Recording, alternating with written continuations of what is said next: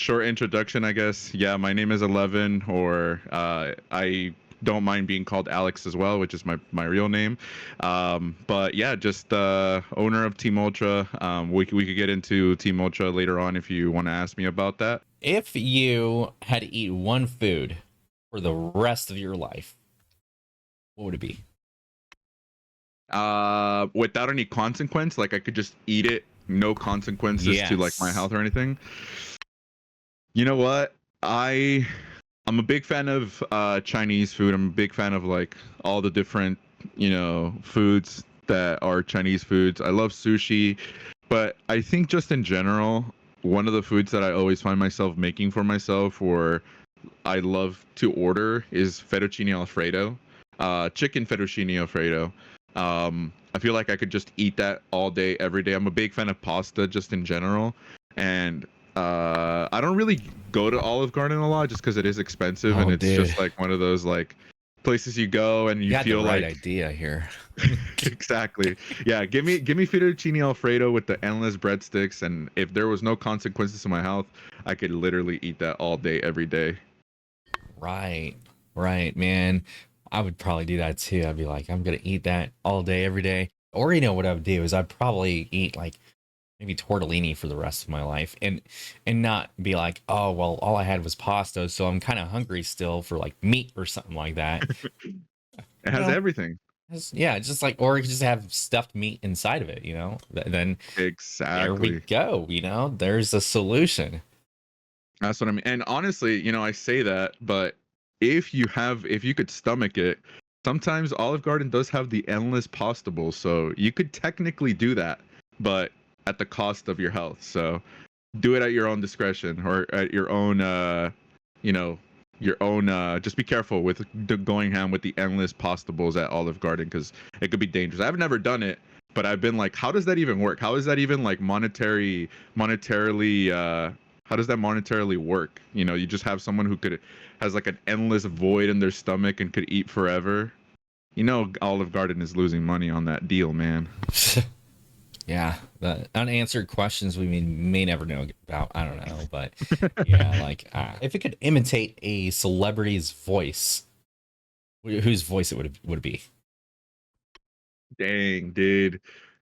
I feel like I would want to do someone who has like a very specific voice because I feel like a lot of people just have like a sort of kind of like a generic voice, but if I could imitate any celebrity, I've seen this, and I don't know if you know who this is, but I've seen on TikTok this very few people being able to like perfectly replicate their voice and like their mannerisms of how they talk. But do you know the music artist Pitbull?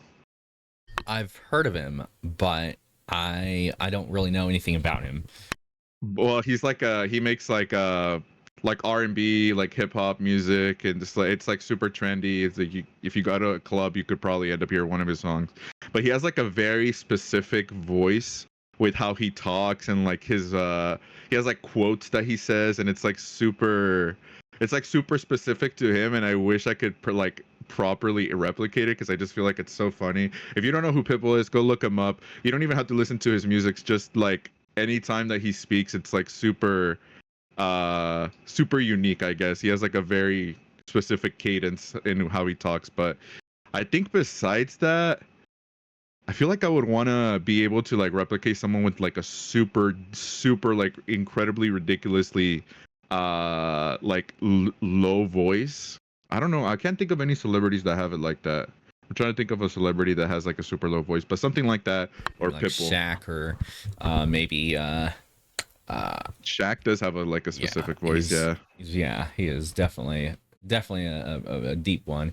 Hmm. Who else? There's another person. I don't know why I can't. Yeah, I can't even think of an example either. But no, Arnold Schwarzenegger. I don't consider his voice that deep, but It's not that deep, it's but not his that voice deep. is actually super unique. Yeah, Like it he's one of is. those people that, yeah, for sure. If you could do an Arnold Schwarzenegger, I feel like some people try to do it and they always do like the Terminator like voice lines, but I feel like if you could actually replicate the way that he like very distinctly talks, then that's like for sure like a talent. I feel like. Oh yeah, Oh, definitely. I'm Do pretty you have sure. anybody that you would like to know how to properly imitate? It might either be Danny DeVito or it would probably have to be, if Danny it's DeVito. Danny DeVito. I'm gonna go with Danny DeVito for right now. Um, I think that would be a pretty good voice to imitate.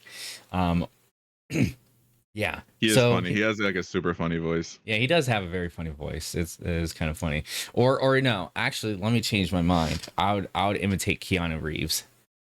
Oh, dude, Yeah, yes, yes, yes. They should have yeah. hired you instead of Keanu Reeves for Shadow in the new Sonic movie, man. They should have done that. I would have killed it. Now I just need certifications in voice acting and maybe I just go back to college and then I'd be able to do it. But Go back to college. go back to college.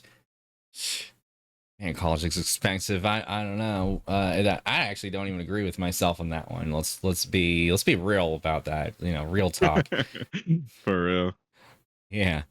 All right. Well, let's go back into the shape shifting, or not back. We haven't been here yet, but we're gonna go into the shape shifting questions. The first question that I am gonna ask is, speaking of imitating a celebrity's voice, assuming that maybe we're like on a like a phone call or something or a Discord call.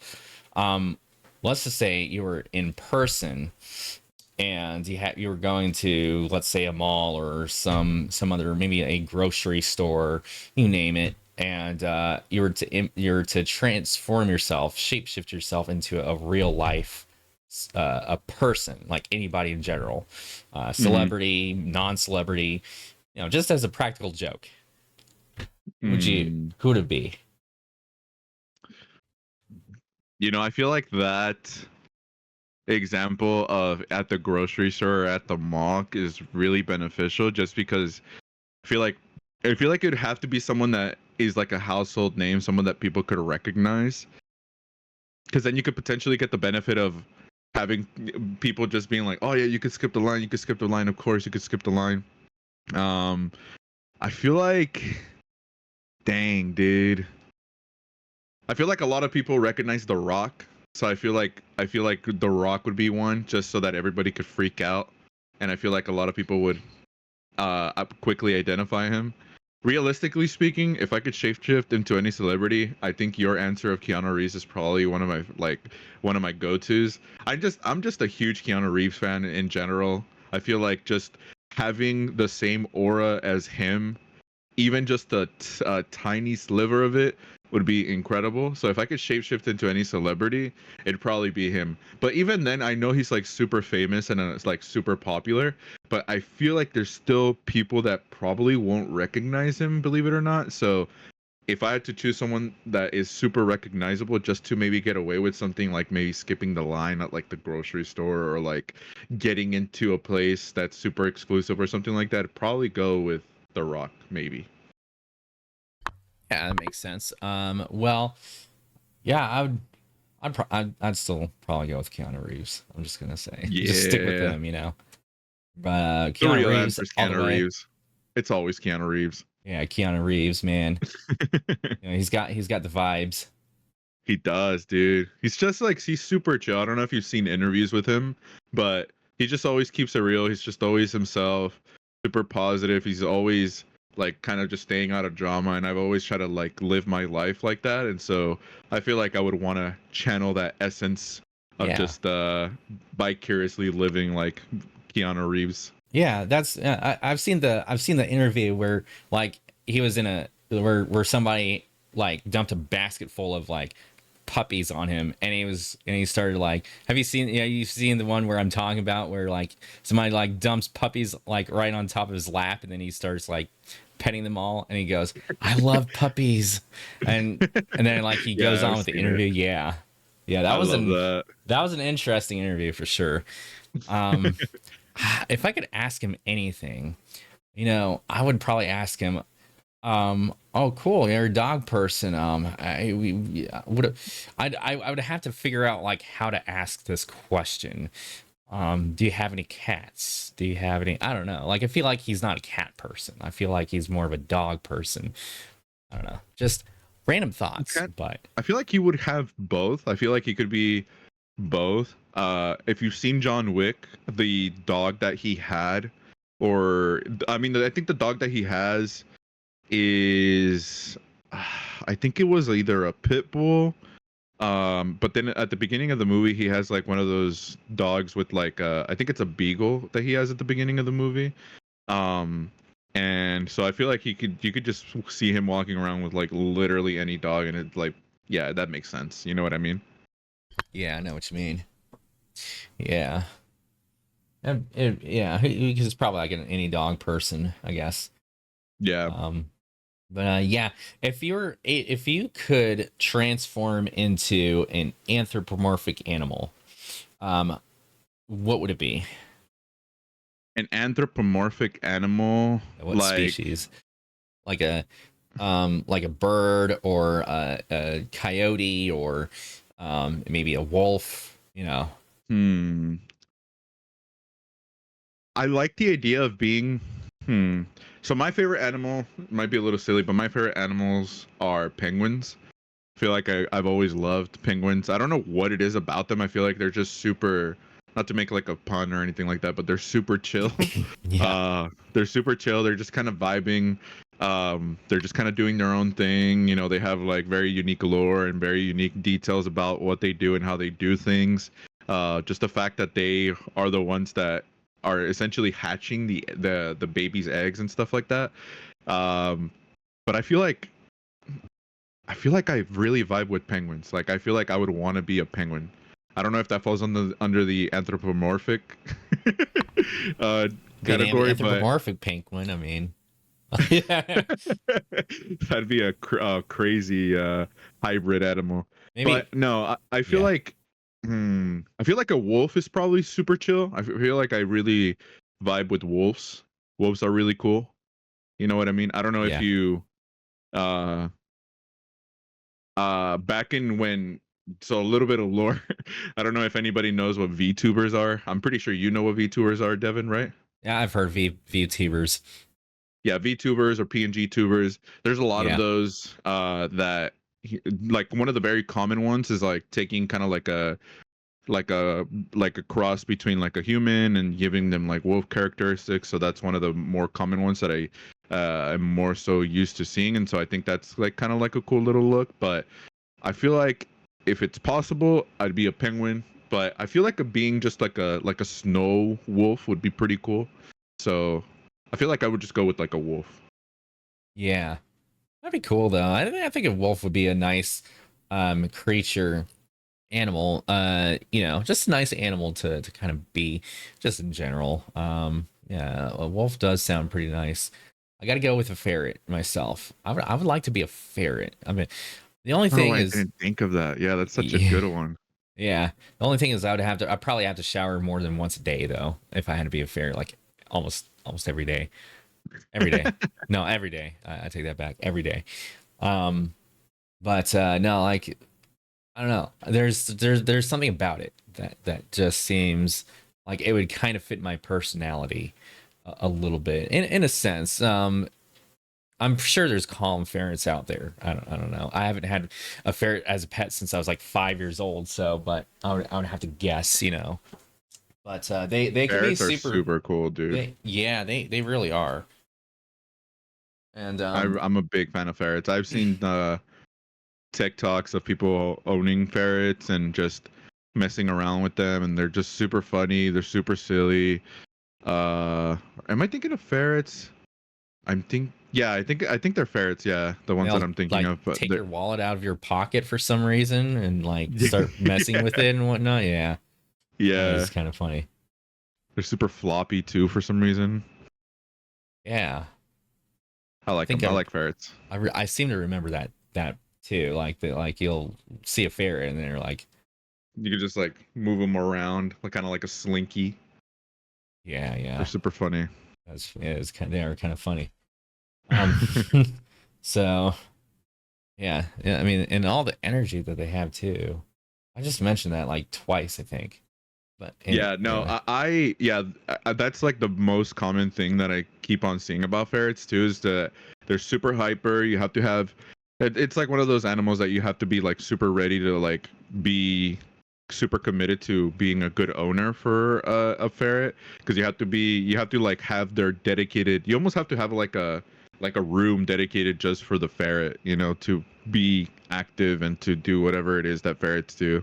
yeah, they're just high maintenance, like I said. So Mm-hmm. like if you don't pay attention to them, I don't know what happens, but um, I do know what happens is like if you don't give them enough care, like they'll start to kind of having like an odor to them, or you just got to feed them. I don't know how regularly you have to feed a ferret, but I'm pretty sure it's like pretty regularly.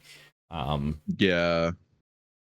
I feel so like that's why a lot of people say uh, that they don't recommend them, not because they're not good pets, but I feel like a lot of people aren't ready for that type of like uh, commitment per se. Because some people with cats, obviously you have to look over them, you have to be vigilant of what they're doing, and you yeah, know clean up their kitty litter or whatever it is that you need to do with cats. But sometimes you need to like they're more chill. Like they're very independent animals, but I feel like a ferret, like you have to be on top of literally everything. yeah, yeah. I can totally agree with that. So now what we're gonna do is we're gonna move into the esports questions. Now I will say I'm a little underprepared for the esports questions just because I was sick and then I got caught up with other things after the fact. But Oh, good. so how did you get into like the esports industry? Like, what's the backstory behind that? So yeah, if you don't mind me just going off on a little bit of a tangent, I'll try to Do keep it it. short.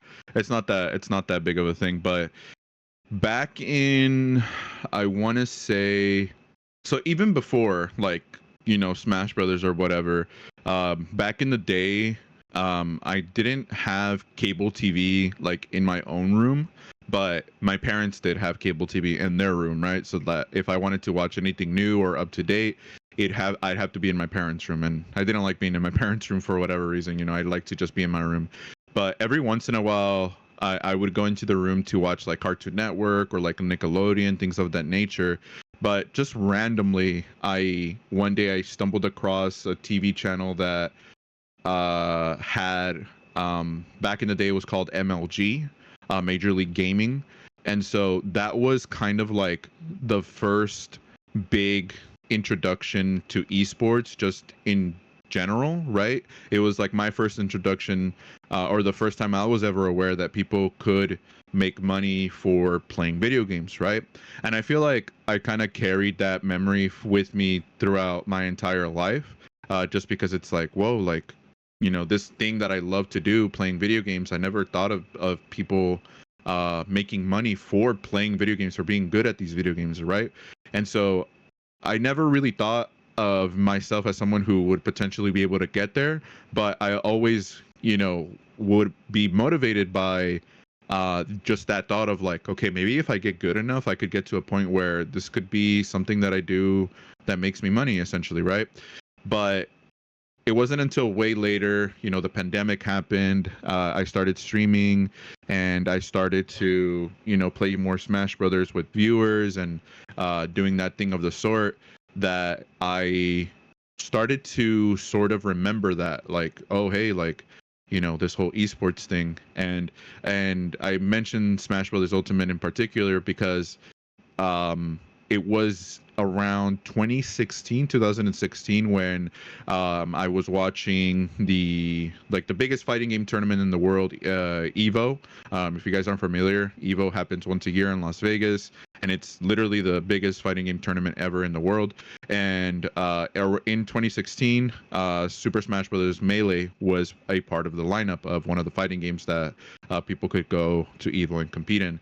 And I just remember the moment that like really shifted my perception again, or reminded me of this whole esports thing, and that was Hungry Box winning Evo of 2016 for Melee.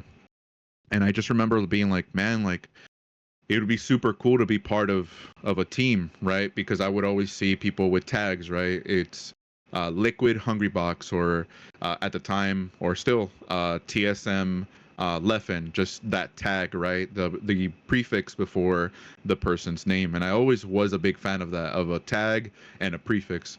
And so, again, going back to what I was saying, it wasn't until the pandemic when I started making content and started streaming that I remembered that.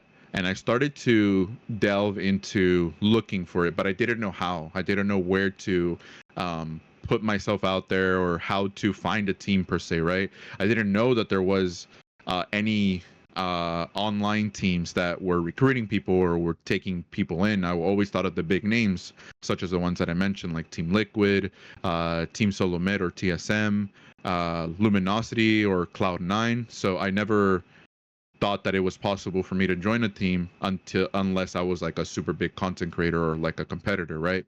But it wasn't.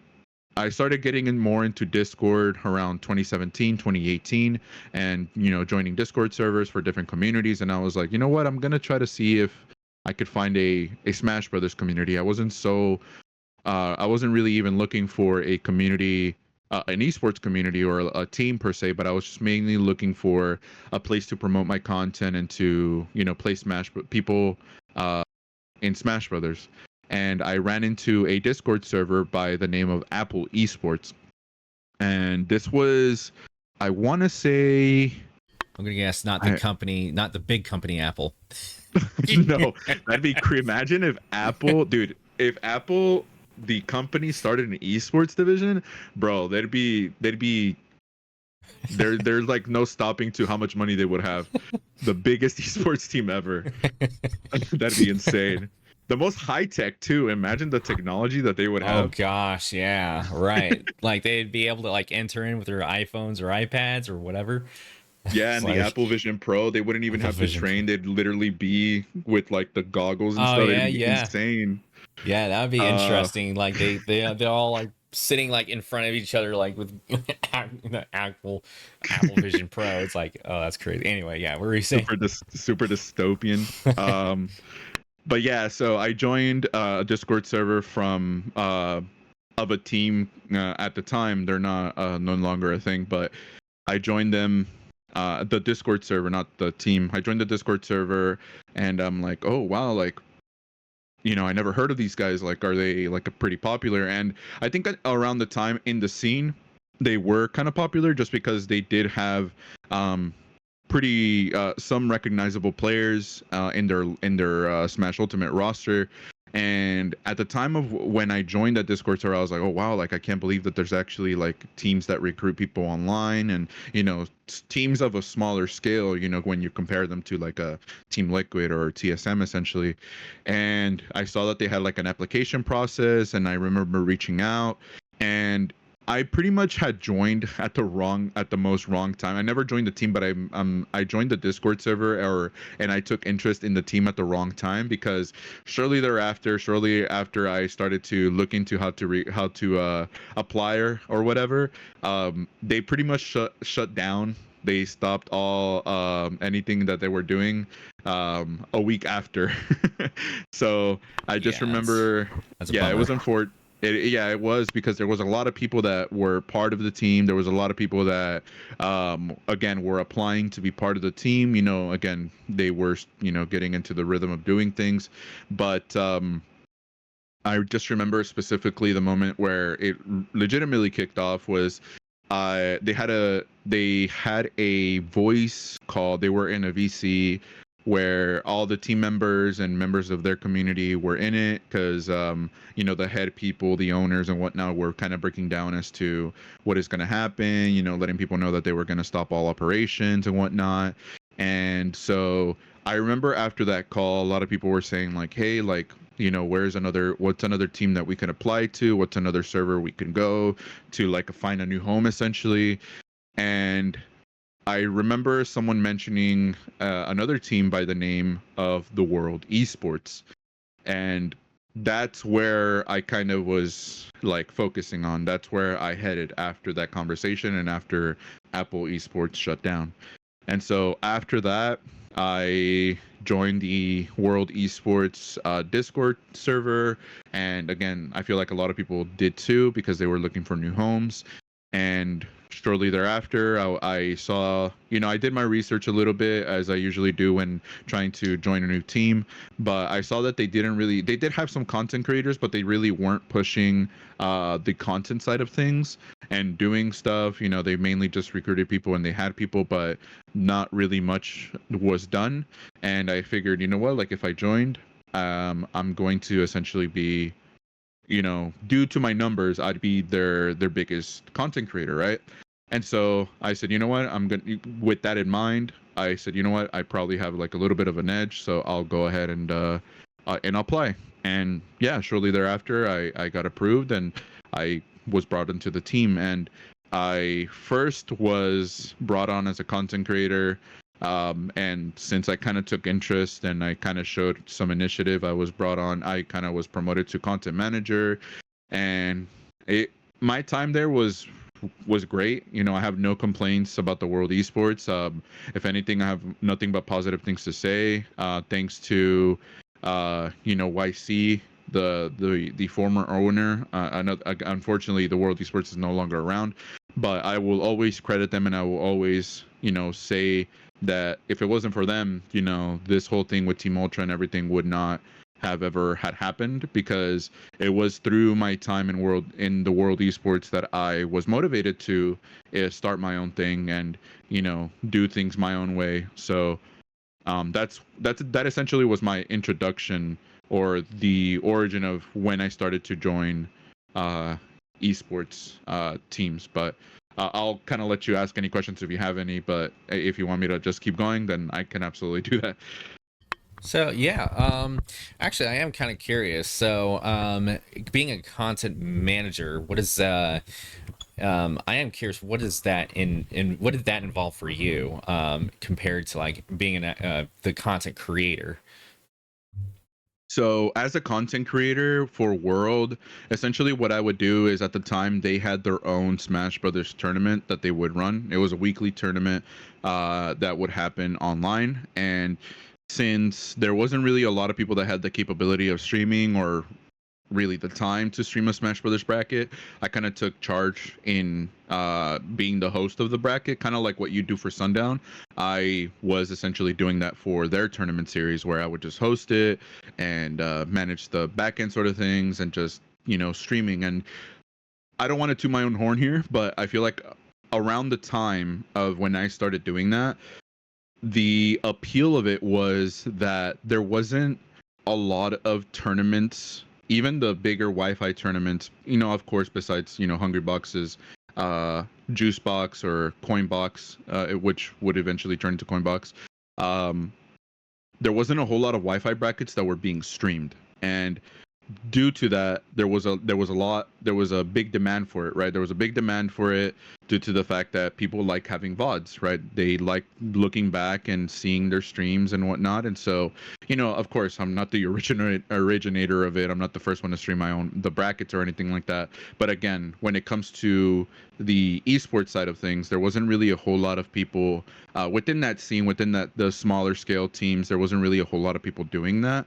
And so I kind of took charge, and the viewership was great. It made me a little bit more, people, go to my channel. That was a big thing. I never asked for any money incentive or anything like that, because, the trade-off was that all the traffic being directed to the tournament also led to all the traffic being turned to my stream and my channel. So it was kind of like an even trade, and I like doing it. That's essentially where I met a couple of the first people that I brought on to not Team Ultra, but at the time Deathbed Esports, was through hosting these tournaments. But when it comes to being a content manager, so yeah, after doing that for a bit, I became content manager, just due to the fact that I was kind of like, being the one like, hey, like, is there any ideas? Is there anything that you guys would like to do in terms of content or whatever? And essentially what it entailed for me was just, again, trying to recruit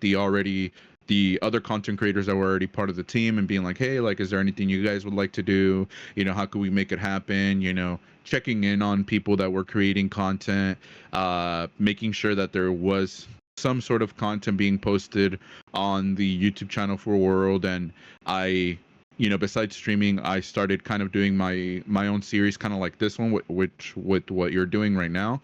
I would interview members of the World, and it was kind of like a little bit of a podcast sort of thing. It was much shorter, not so much big in depth, but I would interview people from within the team, and that's essentially what my responsibilities were as a content manager. But besides just that, I would obviously consult and give advice to YC, the former owner of World Esports, about like my ideas, and he kind of understood that I was like kind of passionate about it, and brought like a very specific perspective about things. And so he would ask me about certain things and ask for my opinion about it. And so I would be sort of somebody that he would confide in, and I really do appreciate it. And again, my respect for him grew through that, because he really did value the opinion of others. And so I kind of I feel like I've always done that, but it was kind of nice to see that in a scene or a space like that there was the owner is willing to kind of essentially hear people out, and take advice and take ideas from people. So I would do that a lot when I was there. Yeah, nice. Well, currently at Team Ultra, so I know, clearly we see stuff like when we're hosting the Sundown series, there's we already know there's players in the brackets facing off each other, then there's us streaming the content, and then there's the general manager, the content, the director, they're of course they're involved, and so I was wondering, is there like anything like behind the scenes that maybe, and there's TOing obviously as well, is there like anything behind the scenes that happens when the Sundown series is active? I think the biggest thing,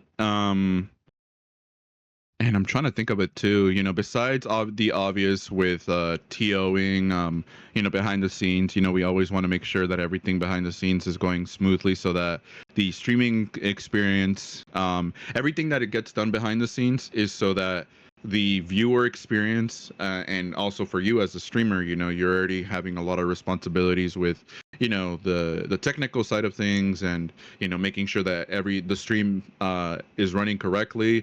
So you have a lot of responsibilities already, so we want to make sure that we make your job easier as well as you go along and as you stream. But also for the viewer, we want to make sure that everything's good. So just making sure that we take care of lag testing, general TOing stuff, making sure that brackets are properly set up, that we are taking care of things on the Discord server as well, in terms of people asking questions, and making sure that everybody's kind of accommodated to.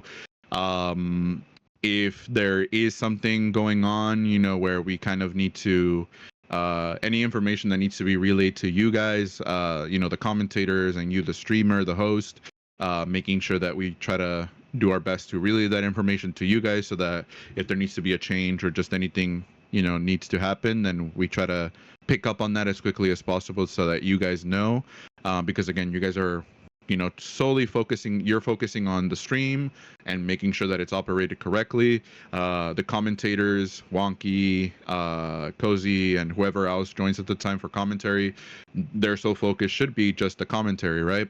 And so we want to make sure that everything behind the scenes is just properly taken care of. But besides that, there's not a whole lot, besides general TOing stuff. Obviously we do have, for Sundown specifically, we do have a sponsor, League Trolley, or just Trolley USA.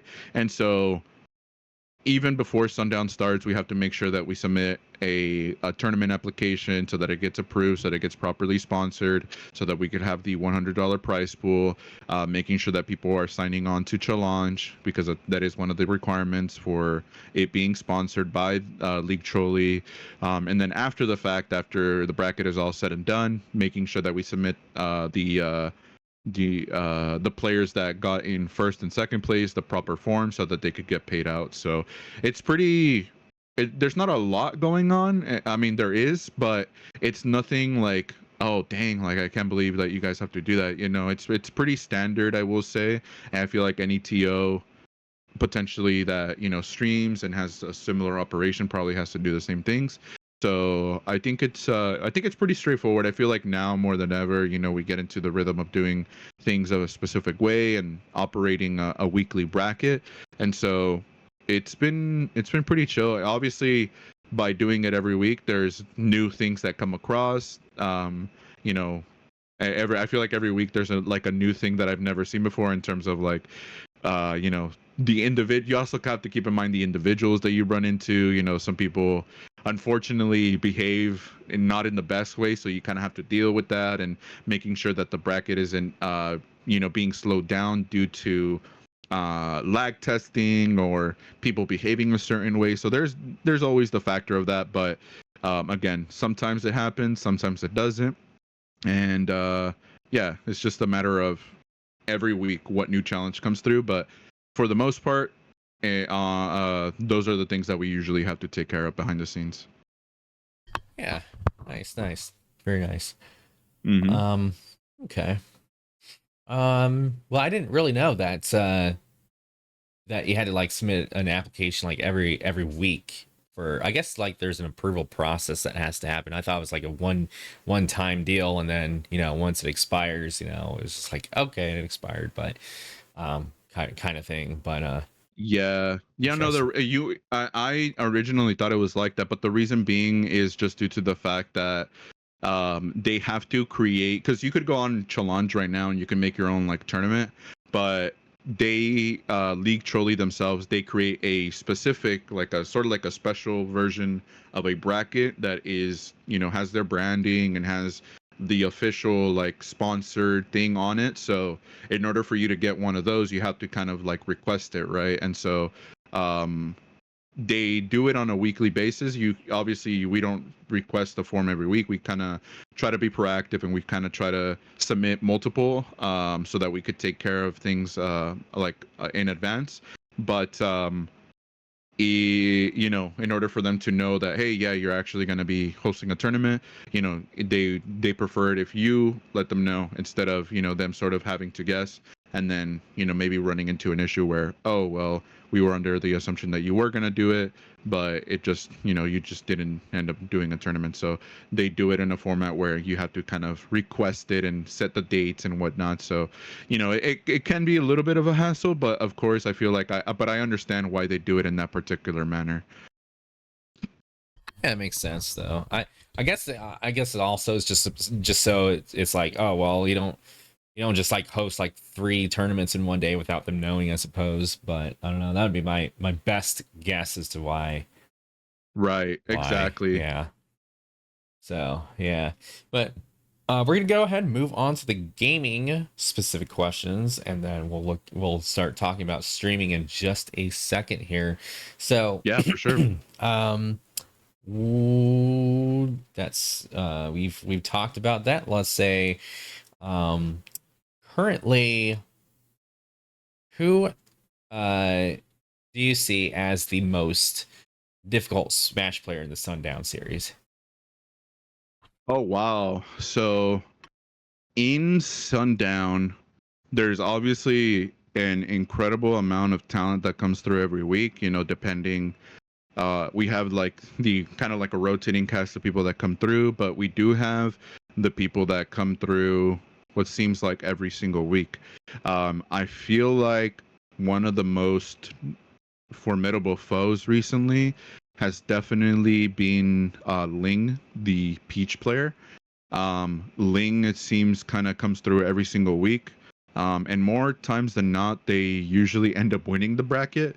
And that just goes to show how skilled and talented of a player they are. Of course, it's not always the case, but it's not surprising if they end up winning just due to that fact. But again, it all really factors into what exactly is going on that specific day. Because I've seen players like Osh9 come through and completely dominate. If Mo, the Greninja slash Duck Hunt player, comes through, that's always a player that you always have to keep an eye out, because they could easily just take the whole bracket. But I feel like in recent time, it's definitely been Ling, the Peach. Rarely they'll pull out the Daisy, but more so the Peach. Definitely Ling. Ling is such a talented player, and again, with a character like Peach, it's a very, very scary matchup for literally anybody. And so it's gonna definitely be Ling. Right on. Yeah, yeah. Ling has some pretty crazy moves, you know. And yeah, he was. Who was he dominating the other? It was a corn player, wasn't it? I think it was like the week. The last. It was the week before last Sundown series, I think. Or am I thinking of somebody different? I believe. Oh, I think you're maybe referring to um Niwo. I think that's who it was. Yeah, Neo's Yeah. the corn player. Okay, yeah. Man, both of them went at it the other day. If I remember correctly, they had some really juicy content. I hope they come back. I know Ling's more likely gonna come back. But Yeah. yeah. I wouldn't be too surprised to see them on the next Sundown series, because again, the main attraction for Sundown is, of course, the $100 prize pool, $70 for first, and $30 for second.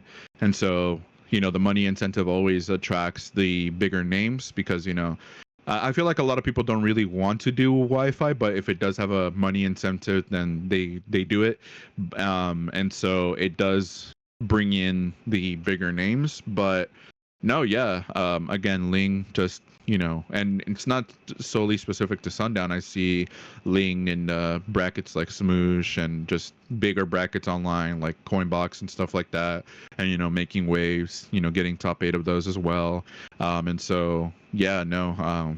Ling's definitely on, very much has been on the come up. I specifically remember the first time that I came across Ling. I don't remember the bracket. It might have been my own tournament offbeat, but they went under a different tag, and then I found out that it was Ling, and then yeah, just shortly thereafter that, I feel like I was just seeing them nonstop dominating brackets and just consistently getting first place back to back to back.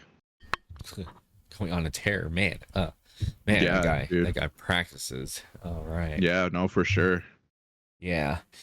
What was your most challenging bracket that you've been in? Um, so I don't really do a whole lot of brackets these days. I feel like I have sort of been more comfortable with, TOing and being host of brackets. Every once in a while, obviously playing so much Smash Brothers, or being consumed by, social media relating to Smash Brothers, and creating content and consuming content for Smash Brothers. I've always, I love the franchise, and definitely one of my favorite video games for sure. And I really do want to be really good at the game. But I've in my time, I haven't really entered a whole lot of brackets online or offline. But I think the most challenging would definitely have to be, just in terms of like a mental thing, would have to be the ones that I've done in person. I feel like the one that was for sure the most difficult in terms of being a competitor was for sure Genesis, Genesis X or Genesis 10 earlier in the year. Um, it was the first major or premier tournament that I've ever been to, and my headspace going into it was not to win or to do good or anything like that, but I for sure wanted to prove to myself that I could, do well in that scenario, and in the with that big of a scale. Um I definitely practiced a lot leading into it. I feel like I played the most Smash Brothers I ever have leading up to that, practicing and I think I started playing a new character, which is Falco at the time, and so I really wanted to get good with Falco. And I felt like I got to a place where I was like, okay, maybe I could win a set, maybe I could even win two sets. But getting into the when the actual sets happened, I feel like I was extremely nervous, and it wasn't even because of me feeling underprepared or anything like that, but I just really felt just nervous, just kind of anxious, right? Just the setting, there was people there was a ton of people there, being in person with another person next to me who was also competing to kind of achieve the same goal as I was. And just I feel like that's sort of been my biggest mental hurdle, is just composing myself under that pressure of treating it as if I feel like I need to shift the gears of, okay, it's all right, just play as if you were playing another round of Elite Smash, and don't treat it as if like it's this huge big thing. And I feel like once I get over that mental hurdle, then it's gonna do a lot for me. But now I feel like I just kind of have settled in, like, okay, maybe just take care of back end sort of things. I haven't really competed in a whole lot of brackets up until this point. And so I feel like I really want to work on that mental hurdle of not getting anxious just because of the setting or the potential stakes that are at hand. But no, yeah, I feel like the most difficult bracket that I've been in, it was definitely Genesis earlier this year, just due to the scale of it and just trying to overcome that mental hurdle. Yeah, yeah, good for you, good for you. Um, Thank you, yeah, man. it's kind of a challenge too because I've been there. When I went to a local a few times, not too many times, but and so like trying to not be anxious about like a bracket is kind of a difficult one, but like it's kind of like once you're used to it, then it's fine. But I've noticed even playing like online tournaments, originally I was kind of like, oh shoot, am I gonna be able to even perform here? But then I was thinking, why am I anxious? Like there shouldn't even be like a reason to be anxious Yeah, necessarily. So, that's but yeah, no, yeah, that's kind of what I have been telling myself, like, okay, just treat it as if you're playing casuals, just as if you're playing friendlies. And, obviously people are locked in, they want to do well, they want to get those good tournament results. And I feel like maybe for me, I kind of don't feel that pressure just due to the fact that, again, I don't necessarily care so much about becoming a very good player, but I would like to be a content creator that is good at the game, you know what I mean? That can stand their own, that can stream a tournament run and not just immediately go to yeah, that can, have a decent-ish size stream, and be just a good competitor, you know what I mean? And so I do eventually want to get to that point of in terms of competition. But no, yeah, I feel like the times that I have done well are when and big shout out to them, but I specifically remember being in a bracket while I was in a voice call with Champ, or Landon Champagne. You know him, you love him. But he was just kind of like, we were just kind of hanging out, just kind of talking, not even talking so much about Smash. And I was in a bracket and I felt like just super comfortable. I wasn't anxious at all. And I feel like I just need to go into that headspace, just in general, for future brackets of, hey, just have fun with it. Don't put too much pressure on yourself. If you do good, great. If you don't, then just enjoy the experience and just take whatever comes from it. But yeah, no, yeah. I feel like eventually I'll get there, but it's a work in progress. That's really good. And I forgot to mention this in earlier in the stream, but if anybody in the chat has any questions at any point in the podcast, go ahead and ask them. Feel free, and we'll circle back to them if we can. Yeah, Um, for sure. what other games outside of Smash Brothers like have you played? So actively, I'm always sorry. I just saw your chat. Cody says, "Am I cool, 11?" Am I cool? It's like You're the absolutely cool, dude. it's like the that almost it's very similar to that Guardians of the Galaxy 3 reference. It's like, was that cool? Was that cool? Was that cool? So cool. Besides Smash Brothers, I feel like I'm always trying to keep up with the latest fighting games that are coming out. You know, I recently have been trying to do my best of trying to get better at Guilty Gear Strive. There's always Street Fighter 6. But outside of that, you know, I'm a big fan of 3D platformers, 2D platformers. Big fan of RPGs as well. I recently got a new 3DS XL, and that was a console that I very much skipped over during my childhood, so I'm very happy to do it. I was able to mod it and whatnot, and so I've been playing some of the games that I never got to play. So just kind of going back to playing some of the 3DS era of Pokemon games. There's a couple Mario games that I didn't get to play, but yeah, no, just in general, I'm a big fan of RPGs, fighting games in general. I'm always trying, you know, the new and the or what people call them, the smash killers, the new platform fighters that come out, like Multiverses, Nickelodeon All Stars There comes 2. Rivals 2. Yeah, Rivals 2. I'm actually Yeah. really excited for Rivals 2. Yeah. I Those are backed them on Kickstarter, and I have access to the beta, so I play them whenever those come nice. around. And it's been really fun, so I can't wait for the full release of that. Yeah.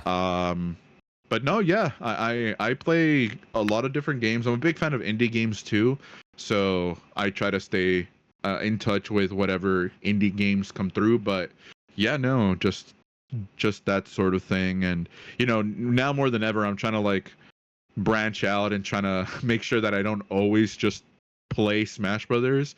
Um, and just kind of going back to some of the things that I used to play before, and also just for streams, you know, just to kind of keep the variety, you know, rotating on my streams. But no, yeah, just I play a lot of different games, or try to at least, outside of just Smash Brothers, because you know, again, Smash Brothers, it can easily consume your life, and I don't want to get to that point. No. I kind of am already at that point, being an owner of esports that solely focuses on Smash Brothers. But yeah, no, I try to make sure that I'm not just consuming myself with it, and Right. trying to make sure that I, you know, find that like good balance, I guess. Right. Yeah, I gotcha. Yeah, I'm Mhm. so seriously though, going back to Rivals 2, I'm very excited for that game. Like that game looks like it really looks like um man, I don't know how to describe it. Like the first Rivals game was kind of like it was 16-bit and that's okay. Like 16-bit I like that better than 8-bit for sure, Mhm. but the new 3D modeling um looks really good. Yeah, I was a really big fan of when they revealed it, and I was and it was a 3D platform fighter instead of Yeah, 16-bit. I didn't have and any problems with the 16-bit. It has a unique look, and I actually still to this day have never played the original Rivals of Ether. same. Um, but no, yeah, just I definitely appreciated it for what it was. But no, yeah, just playing Rivals 2, it just feels really great, and I can't wait for, like I said, the full It, release to it see how does. it changed. And I like all the new techniques that they put in. Like now you got the shielding, but the shielding has like if you hit like a specific area of the shield now, then you can't. There's like a vulnerable point that you can like pretty much hit your opponent on now. And then they got really Yeah. interesting like pummels when you grab the characters now. I can remember it right off the top of my head. There's like a special pummel and there's like a regular pummel of some kind, and it was really interesting. There's kind of almost seems like there's going to be more options than Smash if you ask me. No, yeah, I definitely do think that it's gonna be, it's very mechanic rich. I think there is definitely a lot that a lot of people are going to be doing. The people that lab a lot are going to love that game, just because there is a lot of like unique little mechanics that, you know, you could obviously pick up the game and potentially do good with specific characters, but it's until you learn those very specific mechanics. Like you said, I remember specifically looking up the mechanics of it prior to me playing the first time that I played the beta, and I'm like, wow, there's different pummels. Like I'm so used to just the one pummel in like Smash Ultimate, you know what I mean? And so and there's just a bunch of different mechanics, and honestly, I love the character designs. I love those characters. I feel like they each have their own personal like personalities, and so Yeah, the I'm really character interested to see. designs. Yeah, they're Yeah, so good. yeah. I I was maining, I forget what his name is, but he's like the frog character. I was maining him for the beta that I played, but I was also really wanting to get into the I forget their name, but she has like a bow and arrow. Oh She yeah, I was know really who you're talking cool. about. So, Yeah, she's really cool. and then she has like a tornado that comes out after the bow and arrow. Yeah, yeah. Yeah, yeah. She's She really cool. she does look really cool. But no, Um, yeah. yeah, it looks. Yeah. If we, man, who knows? We might even be streaming Rivals of 2 like pretty soon. But um, you know, Look out for maybe look out. potential sundown edition of Rivals too whenever that comes out. I definitely do want to do that. You know, we did kind of. I hate to go back to it, but that's definitely something that we as well we want to do. And going back to the question of what you were asking earlier about like what goes into the behind the scenes things for Sundown, and that's another thing that we also try to do is just try to see how we could potentially mix it up and keep things fresh. Usually it is kind of like a more traditional rule set, competitive rule set, but not too long ago when we were celebrating the 2-year anniversary of Ultra, we did a final Smash Meter edition of Sundown, and so we kind of want to do that every once in a while, and we kind of have been having that conversation of how to mix things up and keep things fresh. Um, and so one of the things that, and kind of like a spoiler, I guess, Seventh Devon exclusive here, but recently, not too long ago, they announced a collection of Marvel versus Capcom, bringing back some of the classic Marvel versus Capcom games. And so we've been kind of toying around with the idea of hosting a Marvel versus Capcom 2 tournament or edition of Sundown series. So we're still trying to, we're obviously going to wait until the game releases and try to see how the lobby system works and to see how we could properly operate it. But we Neat. definitely do want to change things up. And again, if it's successful, or if we really like the idea of, implementing kind of like what Coinbox was doing for a bit, where they were doing different games every other month. I don't know what happened to that concept, but I was a big fan of that idea of them switching up the game every once in a while. Um, when Rivals 2 comes around, we definitely will capitalize on that, is all I'm going to say. Just keeping up with some of these bigger tournaments. Obviously, when Ultra players go out there, it seems like Rivals 2 has been one of the mainstay games in recent times for these bigger tournaments. And so the Rivals community is just super dedicated, super supportive of the scene, kind of what like Nickelodeon All Stars Brawl 2 was, just a super tight knit community. And of course, you never know the scale of the community of a new platform fighter and how big it's going to be and how much it's going to take off, because unfortunately people are always going to be comparing platform fighters to Smash just because it is technically the biggest, has the biggest name within the platform fighter genre. And so I really hope that when Rivals 2 comes out, and again, it's always going to unfortunately be compared to like Smash Ultimate or Smash Brothers Melee, but I really do hope that it does take off, because I feel like their competition is always good in the scene, giving more options to different people. And, we've already seen, I feel like we've already seen the cross appeal between Smash Ultimate. You've seen players like MK Leo playing in Rivals 2 brackets whenever going to these bigger tournaments, which is really cool because he's arguably one of the biggest names in Smash Brothers in general. So seeing him compete in Rivals 2 is a really good sign. You see people like SkyJ also very publicly talk about his love for Rivals 2. So I really hope that the game turns out to be something really special when it does end up coming out. Yeah, I think it will be. I 100% agree with that. Well, Mm-hmm. I can't say 100% because we don't know what the game's going to be like. But from what I've been hearing about the beta, uh, for beta testing, is that people are just absolutely loving it. So with Yeah. Rivals 2, that is. But yeah, so so for time's sake, last question here for the gaming specific questions here Yep. is what um dang it, what was I gonna say? So favorite, what are your favorite and least favorite games that you have played so far? Um, dang. Favorite games in general. So I guess just my top three favorite games, just to keep it simple. But top one, I've said this plenty of times, but I guess I'll say my second one because it was my number one for the longest time. But my second favorite game of all time is Super Mario World on the Super Nintendo. Um, Super Mario World has been a game that I've played throughout my entire life. I grew up playing that game. One of the very first games that video games that I've ever played.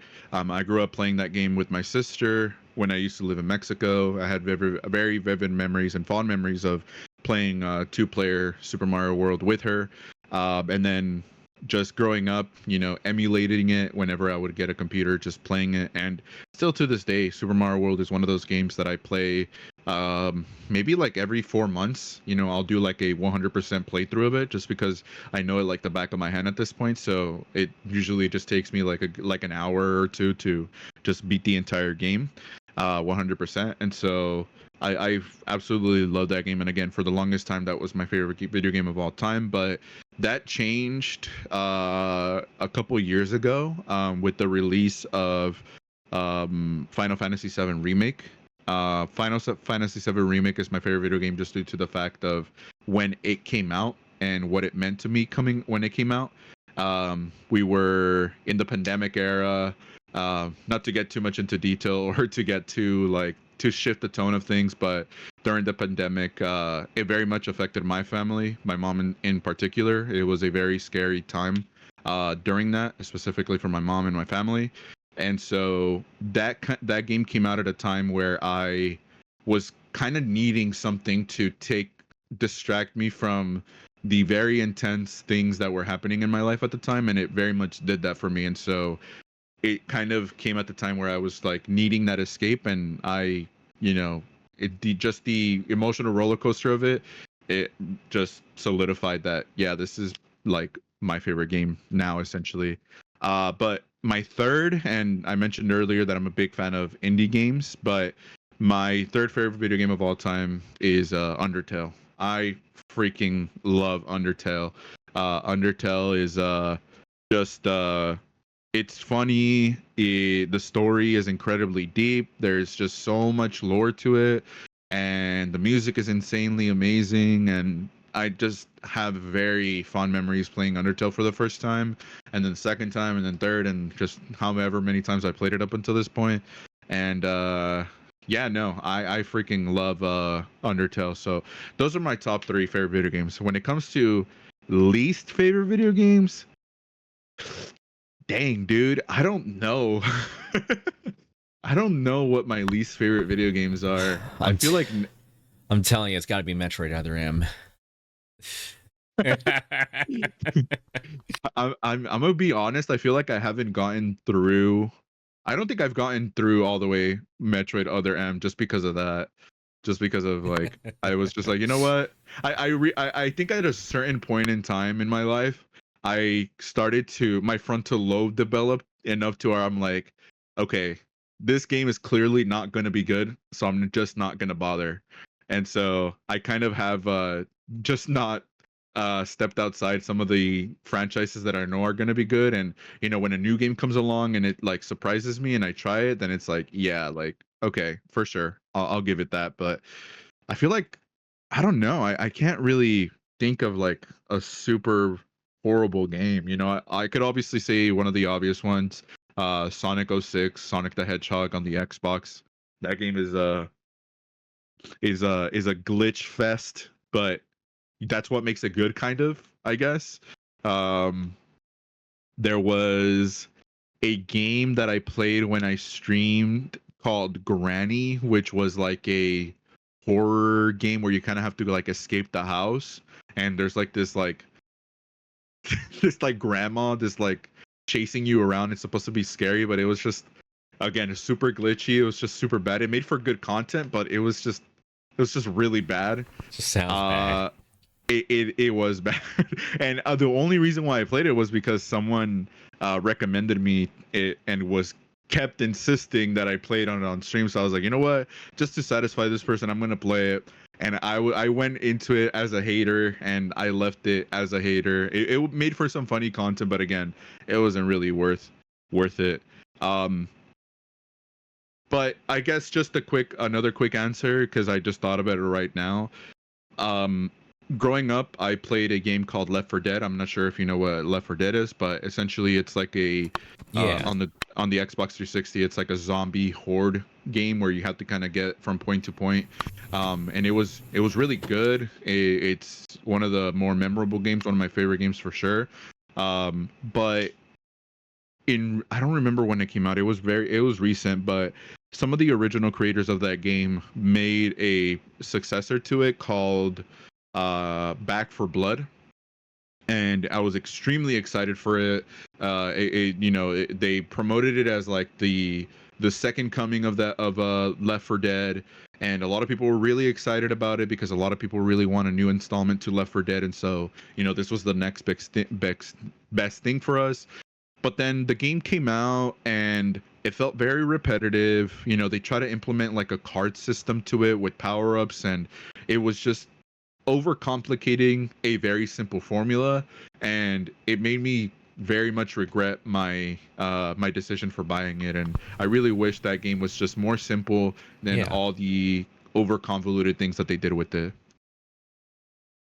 I gotcha. Yeah. I was never Yeah. really super fond of horror games myself, but yeah, I've seen a little bit of Left 4 Dead. I was recently watching a streamer playing it, and yeah, that was it was pretty unique to say the least, So Yeah, Left 4 Dead is definitely a game you want to play with friends, just because it's a multiplayer game. It's a team-based multiplayer game where you're relying on your team to like do good. But yeah, no, Back for Blood, try to channel what they were doing with Left 4 Dead, but they just overcomplicated it, and it just kind of took away from the original's charm.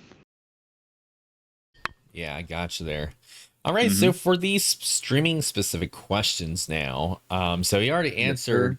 answered how you got into streaming when you were talking about like how you got into esports. It was like you're kind of killing two birds with one stone there. What is keeping you, um, well, what is keeping you motivated to stream when you do come back? When you do stream onto Twitch. So for me, so actually, just to kind of go back to that, I tried to stream back in 2016, but I had arguably one of the worst PCs to ever like even consider streaming, and so it was just like a glitch fest whenever I tried to. I used to also stream directly from my PlayStation 4 when that was a feature that you could do. You could directly stream from your console, so that made things a little bit easier. But it never really went anywhere just because I was living with my parents and my house could get a little rowdy, so I would get interrupted a lot, and so you know I didn't really have the best scenario to be streaming. Yeah. But but yeah, so I didn't fully give it a go until the beginning of the pandemic, where I literally had no other option but to be at home, and I was living at my in-laws house at the time, and the setting was a little bit more quiet, so it made it a little bit easier for me to justify streaming. And I started streaming games like Smash Ultimate and whatnot, and I built up a very dedicated fan base playing the games that I did, and the regulars that would come through, and it really was through them that kept me motivated. And uh I started streaming on YouTube when I kind of like on my second try of streaming back in the beginning of the pandemic. I started streaming on YouTube, and then sometime after that, I kind of felt as if I felt the burnout coming in, and it felt it felt really bad. It felt really depressing to feel burnt out because you're taking your hobby, which it was like my favorite thing to do at one point, just to stream and be live and whatnot. But then at some point, it just I started to be burnt out, and I kind of did that to myself. At the time I was working, uh, I was working like pretty late into the day, and I would go live like immediately almost after I would get out from work. And so I would finish work tired, and then trying to be social and to be engaging for like another 3 hours for a stream. It could be very draining, and so I was doing that a lot, and I would stream like 4 or 5 times a week. And yeah, that's I truly, I very much credit that to me building up the like my channels, just the dedication and the consistency. That's how I was essentially able to grow as much as I was. But it made for a situation where I was just incredibly burnt out at a certain point. And my streams became a little bit more sporadic, and people kept asking me like, hey, like, what happened? Is everything cool? Did anything happen? And no, it was just a simple fact of me feeling burnt out. At some point, I kept streaming, and at some point I decided that I needed to have a change of scenery. And I really felt, and even still to this day, I kind of felt that YouTube was not exactly the best platform when it comes to streaming. It has some nice features, but when you compare it to Twitch in terms of streaming, it is very limiting to what you can do and how to promote yourself, and how to, even simple things like rating and stuff like that can go a long way. And that's just something that you cannot do on Twitch. I mean, on YouTube. And so I was like, you know what? I'm gonna switch on over to Twitch, and I kind of had to start from zero once again. And having that number, because I think at the time when I decided to switch over to Twitch, I had amassed like about 500 subscribers on my YouTube channel. And so having that number be low again, to kind of start from zero again, was like, all right, I gotta get my act together and like really grind again. And I did. I kind of went back to how it was from the beginning, streaming multiple times per week, super consistent. I hit affiliate within 1 week of being on Twitch, and I was just like on grind mode. I was just super super like motivated, right? And I was even more motivated due to the fact that my Twitch channel was growing way faster than my YouTube channel was. I hit that 500 follower mark way quicker than I did the 500 subscriber mark on YouTube. And so that really motivated me, right? And I kept going, and then again over time, the burnout settled in, and I just became super inconsistent. And that's kind of been a trend with me, and that's not just with streaming; it's just with a lot of things with me, with some hobbies that I have. I'm trying to work my best and do better at not letting that happen, but it's definitely been something that is very reoccurring with me, and I always beat myself up for that. But the thing that always keeps me motivated and keep coming back to streaming and never giving up on it, it's just due to the fact that I still very much have some of the original supporters, some of the original people that were my regulars on my streams on YouTube. When I switched over to Twitch, they switched over to Twitch to support me. And they're active on my Discord server and whatnot, and it's mainly because of them that I was essentially motivated to continue on. And also just the fact that like I invested a lot, right? I bought a lot of gear. I bought a capture card. I made sure that my production was of good quality. And so I'm like, you know Yeah. what? I opened up my wallet. You invested a lot and this. You It's an bought a expensive freaking hobby too. I mean, with yeah, all the hardware that comes with Twitch streaming and whatnot, it's like, oh man, it's like I gotta save up for this stuff, and we just gotta slowly work our way towards actually buying the equipment. yeah, And no. it's yeah, because because like it's a process. This is what it is to getting your production quality up there. Yeah, no, for sure. And of course, you don't have I've seen Twitch streamers that they have it kind of looks like they have like it's still running like on a 360p camera, and they're running on the microphone from their headset and stuff, and it works. I've seen people blow up with that. So you don't need to have it, but for my standards and for what I want and for the things that I want to achieve, I very much wanted those things, right? Oh And so yeah. if you do want to do things a very specific way, it can get expensive. It definitely can. um but yeah, no, it's just, the people that have supported me. I'm very lucky to have a partner, my wife, who is also super supportive of my content creation endeavors. And she, every once in a while, she's like, hey, like, you haven't streamed in a couple of days. Like, when are you going to stream? Like, when are you going to do it? When are you going to do your next episode of your podcast? You know what I mean? Like, just having someone like that just be there to remind you and to just be super supportive of it. I Yeah. feel like it is unfortunate when I hear stories of people who potentially stop content creating or stop streaming when they love it due to their potential partner not being super supportive of it, or their support system not being supportive of it. So having someone like that in my life is just like, you know what, maybe I need to just do it, you know what I mean? And also, like I said, kind of going back to the equipment, walking into my office now, where I live in my own place now. I have my own room for working. I work from home, so I have my own little office. And walking into this room and seeing my monitor, seeing my PC here, it makes me feel guilty. It's like, bro, like, you invested Guilty. into all this.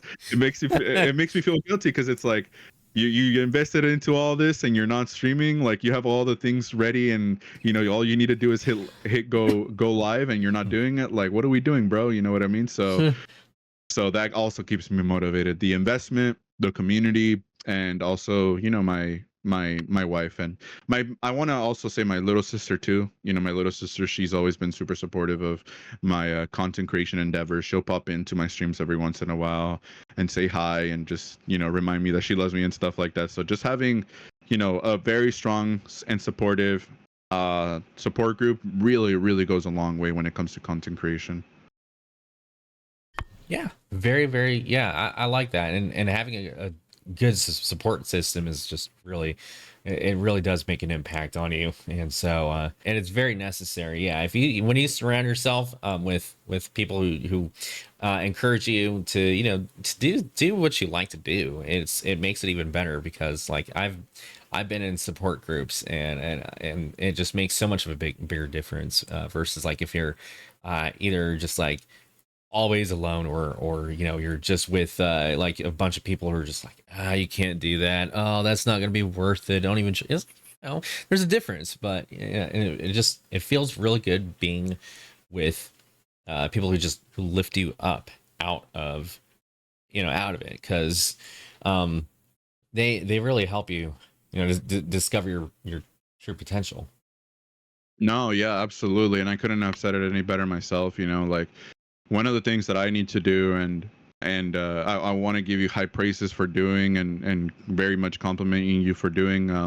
One of the things that I want to do and start implementing into my own, like, streaming, and as I start to plan out how to go about reviving my podcast as well, my YouTube channel, I very much want to branch out and not stick within my own little personal bubble. I've always kind of been a lone wolf per se in pretty much anything that I do. Um, and so I kind of want to branch out and just reach out to people who share similar interests, and have very similar mindsets of they're also content creators, and create friends within the space, essentially. Because I felt like I had some. I definitely did. I feel like the best time that I did that was when I was in my VTuber era, and I met a lot of VTubers and super supportive people, still people that I talk to and keep up with still to this day. And so I kind of want to get back to that, because again, just being around like-minded individuals and people who are legitimately interested in uplifting one another, it does a lot. And that's another reason why I really was interested in creating my own team, and having Team Ultra. It's just due to the fact that a lot of people really do want to have a place where they could grow alongside others and be part of something. Yeah, it's a good community to have, very good Mm-hmm. community. When you started streaming on Twitch, Mm-hmm. what was one thing that you did not expect at all? I think for me was definitely the reception and the growth of my channel. When I feel like for me, my burnout came out at the worst time, just due when I was streaming on Twitch, just due to the fact that, like, I hit 1,000 followers, and then I just wasn't completely burnt out, so I just kind of stopped. Which, some people would hit 1,000, or like more motivated than ever, but it was kind of like the opposite for me. But for me, just that initial growth, I still think that the accomplishment of getting affiliate within that first week of streaming on Twitch was like such a big thing for me. One of my biggest, successes, I guess, when it comes to streaming, is just hitting that affiliate status within that short of time span. And again, just the growth of my channel, and again, I think more so than anything, just again the reception of the people that would come through to my streams and would start frequenting my streams, and just you know were legitimately interested in just being super supportive and just wanted to hang out and vibe. So, obviously it's easy for me to be pessimistic about things. And, some people look into the reasoning as to why people support one another. But, you know, there is legitimately good people out there that just want to support you and just want to hang out and again be part of something and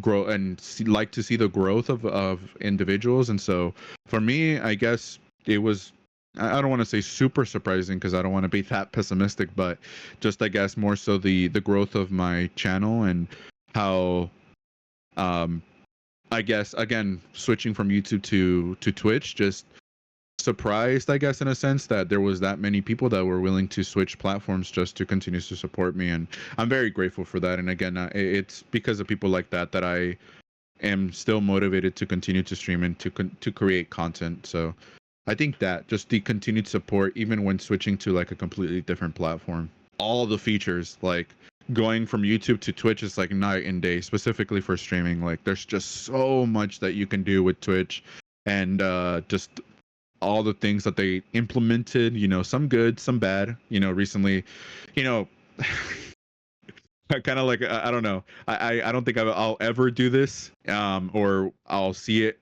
rarely, but they implemented a new like knocking feature where it's kind of like a doorbell where you could like see who has it active, and you could kind of Oh like yeah. ring their doorbell and start like a collab, which I guess it could kind of be a good thing if you're open to that, but I could definitely see how it could be annoying and not something that people are interested in. But yeah, I guess just to keep it positive, yeah, there's a ton of features on Twitch. I've never really used it before, Me but I neither. thought that would be it is kind of an interesting it is an interesting concept. I'd have to see exactly how it works. I kind of want to mess with it honestly, just to see what it's like. But Yeah. um yeah, but yeah, that's something yeah, that's worth fiddling with and going, yeah, I've had that experience and this is exactly what it's like. Um, yeah, so If you don't mind, I came up with the question that I want to ask you. sure. Yeah. So kind of going back to what I was talking about, and the thing that I praised you for, how do you go about like, I guess as like a content creator to a content creator, how do you go about um like getting out of your own bubble and reaching out to people to be a guest on your podcast, or whenever you do, because I know that you do the whole thing sometimes when you celebrate a specific milestone. One of your traditions is to do like a crew battle with another streamer. How do you go about it? Like, how do you get out of your own little bubble and say, you know what, I want to collaborate with people? Is that something that has always kind of been easy for you to do, or is that something that you had to learn over time to do? And how do you go about it, I guess? The idea of like the results is in the production process is what I really focus on, rather than like, oh, is this guy gonna want to like, what is he gonna think? That's kind of it's really a mind game of where am I gonna shift my focus to. And so it's kind of, it's one of those things where you kind of want to focus on the positives more than you do on the negatives and whatnot. I also write down concepts onto my notes app on my phone, because sometimes I'll put it off for a little bit, and then like I'll look back at it later and be like, I never thought about it like that, just like more so focusing on the end result and the positive that could come out of it, instead of having to worry about, oh man, like what is he gonna think, or because at the end of the day, like the Yeah. worst that somebody can say when asking for a collab is, hey, I don't have the time, or just simply no. Yeah. So yeah, no, I feel like I need to get over that mental hurdle. I feel like I'm inconveniencing people when in reality, again, maybe they're not vibing with Yeah. it, and some people are not going to just be rude about it, you know what I mean? So yeah, I Yeah. feel like that's good advice, instead of thinking of what potential negatives could come of just simply asking, think about like, hey, like think about like the good stuff. It could be a good message for people to for you to put out there for someone, or it could just legitimately create really entertaining content at the end of the day. Yeah, because like when because even if they do hard pass, then it's like, pfft, okay, well, who else wants to go then? And you never know if Yeah, that next decision is going to lead to better content or not. So, right. so that's That's the true. other thing that's worth considering. So, that'd be my other best piece of advice. Nice, nice. Yeah. Yeah, definitely something I'll keep in mind, because again, just try to, as moving forward, I feel like I try to burst out of my own little bubble, try to meet content creators within the space, and just make more acquaintances and just make more friends, I guess, in general. Some people are just going to be interested in that one specific moment of creating that content piece, but some people hang around and stick around, and you never know what friendships come out of it. So yeah, definitely, I feel like a good piece of advice. Yeah. How especially because I know you're managing like so many different things, like you're overseeing the whole esports team, and then you're also streaming, and then on top of that you got some other things that you got to other responsibilities that you got to take care of. How do you balance all of that in your day or in your week? So it definitely is it's not, I don't want to say it's a tricky balancing act. It's just so more or less, because at one point I wanted to do everything, right? I was like, I want to be doing content, I want to be leading this team, I also want to be helping out other teams, and at one point I was like just part of a lot of different things. And so not too long ago, actually, I kind of took a step back and just said to myself, you know what, it did get to a point where it was, I don't want to say affecting the positions that I was in, but I was kind of sort of losing interest. And so I kind of took a step back, and I really sort of analyzed what I was really the positions and the places that I really was passionate about. And so I kind of just stuck with those. But you know I'm not gonna go on and list every single thing that I'm part of, but I do play a helping hand in other teams besides Ultra, and do different things for other teams, and just obviously my whole content creation thing. I'm also married, and I have my family. No kids, thankfully. That if I had kids, I No probably would kids. not be able to do literally anything. So I'm very very lucky. One day for sure. I don't want to say I don't want some, but right now in this point in time, I'm kind of happy that I don't. Ain't But no time for that. No, I'm just kidding. But no time. yeah. And also, the moment that happens, this office that I'm in is gonna have to be turned into my kids' room. So I very much want to cherish and enjoy this room for as much as I can. For real. Uh, but no, yeah, and then obviously I have my job. But honestly, I think it's just a matter of prioritizing and making sure that the kind of having like a um I don't know how to like saying, but like making sure that the things that I really need to prioritize are being taken care of. So obviously making sure that I obviously take care of my job first, because again, that's what's paying my bills, that's what's keeping the lights on essentially. Making sure that Exactly. my marriage is good, that we're doing things, that we're going out, spending time together. Just being a good husband, being a good partner, obviously, I think is important as well. And then obviously, anything that comes with family, that's always going to take priority. Making sure that I do things for myself, and I think that for a long time I was kind of neglecting that, and it was kind of affecting my mental health. So just making sure that I prioritize myself. But and then after that is when everything else comes. If I'm able to do everything that is at the top of my list well, then I could start to implement other things. And that one other thing was Team Ultra, right? Just making sure that I stay on top of things, making time for specific things. My Mondays, after work, are dedicated to making sure that I TO Sundown. And whenever you stepped in and offered to sort of take the mantle of being the host of the bracket, I will say, and I will be always forever grateful for you. And of course, I will always say that if you can't do it on a specific day or you no longer have interest, then by all means, you do what you got to do. But when you started streaming it, I very much appreciated it, because I could kind of take a step back and kind of focus more so on the back end sort of things. And again, just like I said earlier, I kind of feel like I'm better at doing that. Not to say that I didn't have fun streaming Sundown, I very much did, but it kind of felt as if there definitely needed to be someone else on the back end side of things to help out, as people come and go in terms of TOing. And then again, I think just making sure that everything in my personal life is good, and then making sure that, okay, how can I properly implement everything else and make time for it, and just there's a priority list, I guess, and making sure that everything at the top is being taken care of, and I'm doing good with that, and then making sure that everything else after that is I'm doing everything to the best of my abilities, I guess. Yeah. Yeah, that's very good. I still remember when I messaged you about it the first time. You were like, oh shoot, we got a party coming now," or something like that. He was like, Yeah. that was funny.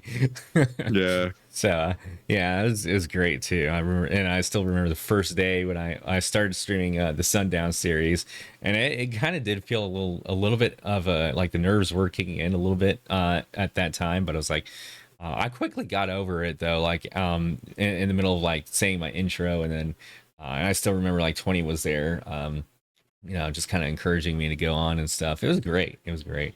Another reason why I was just so willing to let you take the mantle of being the host, or whoever, because I know Yoshin steps in every once in a while and streams it. I know 20 has also hosted one as well. Might have been a graveyard chip, but still a Team Ultra bracket. But I really don't want to make Team Ultra be a thing where I'm the face of it. I want to let the players be the face of it. Let the content creators be the face of it, right? I'm already the owner. My job now is to promote everybody that is part of this team, right? And so I felt more comfortable, letting one of the content creators take the mantle, take charge of the bracket, just because that's what makes sense, right? You get to promote yourself. The team is getting the bracket streamed, and it's just like a win-win situation, right? And so, yeah, when presented with that, I was just like, you know what, like, it just needs to happen. It was gonna happen eventually, so I was just like, you know what, let's do it, man. Let's freaking do it. Yeah. So, when you're watching other streamers, mhm. and we're just kind of taking a look at some of their maybe their graphical elements, or maybe you're listening to them. What are your what are your favorite and least favorite things that appear within a stream? It's funny actually that that's the question that you asked me, because I was going on, I was basically being like your biggest hype man right now. I was like, yo, like Devin's got the most high quality stream graphics, super Oh, consistent thank you. aesthetic. uh and so with me, I like that. I like the consistency of the aesthetic. Appreciate it. I like going into, like, for example, obviously we're here on your stream, just going onto your stream and seeing the colorway of certain things, and then the format of things, and then going into another day you're streaming Smash Brothers, and I could kind of like expect the same kind of like colorway of certain things. And so I really like that. I like simplicity. I'm a big fan of simplicity. I like when it's the streamer, the focus is the streamer, and the focus is the game, or anything that is being streamed. Those are the focuses, right? I don't want to call out anybody in particular.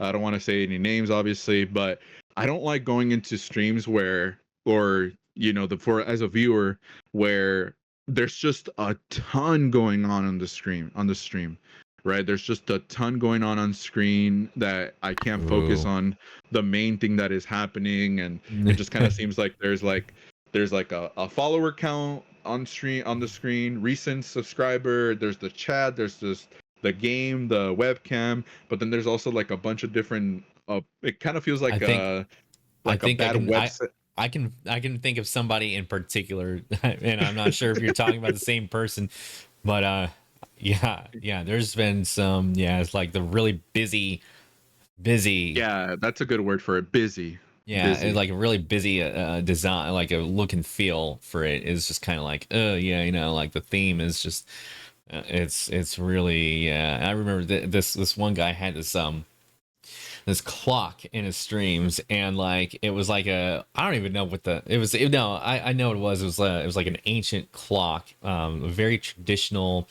like something we would see in like before the Renaissance times. And it was like, what? It was just like, come on, like, why do you have to have that on the stream? And so, and then like at any random moment, I remember we'd be like watching like Smash Brothers, and then all of a sudden you see this random Mario head like fly past the camera, like shoot past the camera. It's like, why would you do that? Why is this? Why is this a thing? Like, I'm watching Smash Bros. And all of a sudden this Mario head just goes, wee, and it was like, what the heck? And then like the audio wasn't even that good. I'm just like, dude. The audio. Yeah, no, that's another thing too. Is I feel like, um, again, I mentioned earlier that there's streamers that blow up with very minimal hardware, and that's great. You love to see it. It very much goes to prove that you don't need the most high end products to get a big following. But yeah, for me, audio is definitely a big part of it. Like I whenever I this is something that's happened to me before, and something that I had to work on early on, was when the gameplay audio is delayed. I hate that. Like, it's just super distracting to me. Oh yeah. When maybe like a stream is just like, you could literally see the pixels because it's like super laggy, the bit rate is horrible. Like, that to me is like super distracting. And again, I know that not everybody can, streaming is like it's kind of like an art form. Like, you have to mess around with like very scary settings at times, and it could be very daunting. But I feel like sometimes it could be very distracting. And of course, I don't want to fault anybody for it, but sometimes it can become a little bit distracting. For sure, for sure. Yeah.